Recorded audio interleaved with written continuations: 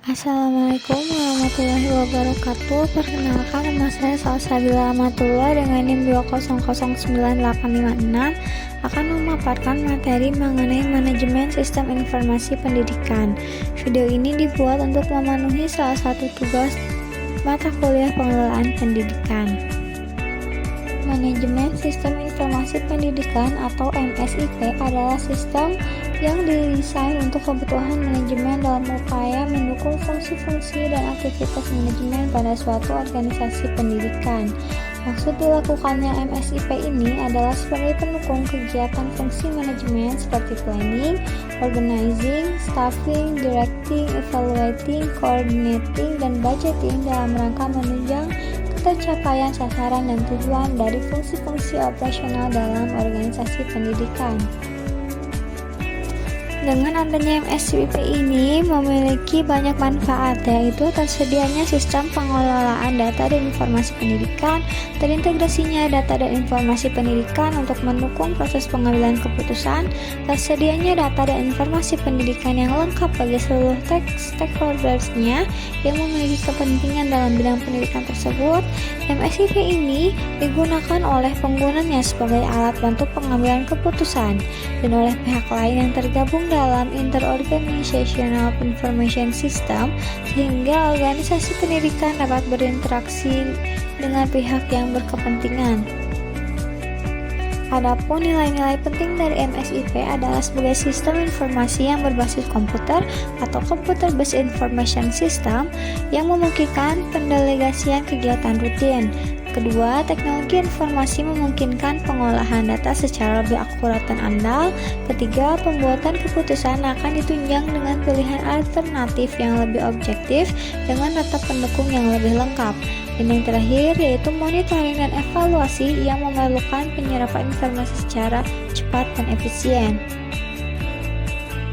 Adapun macam-macam dari sistem informasi pendidikan ini yaitu 1. Sistem informasi akuntansi atau keuangan dalam organisasi pendidikan, yang menurut Nugroho Wijayanto tahun 2001, sistem informasi akuntansi merupakan susunan dari berbagai macam dokumen, catatan, peralatan termasuk komputer dan perlengkapannya, alat komunikasi, tenaga pelaksana, serta seluruh laporan yang didesain untuk mentransformasikan data keuangan menjadi informasi yang dibutuhkan oleh manajemen itu sendiri.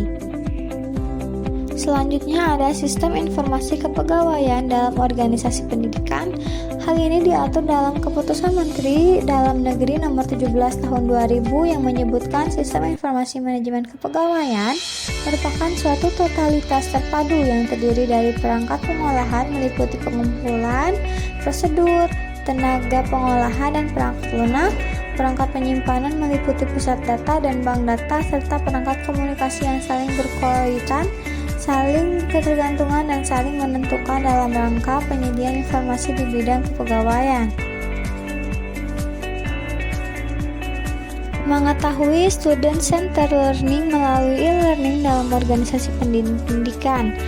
Menurut Hartley, yang menyatakan bahwa e-learning merupakan suatu jenis belajar mengajar yang memungkinkan ketersampaiannya bahan ajar ke siswa dengan menggunakan media internet.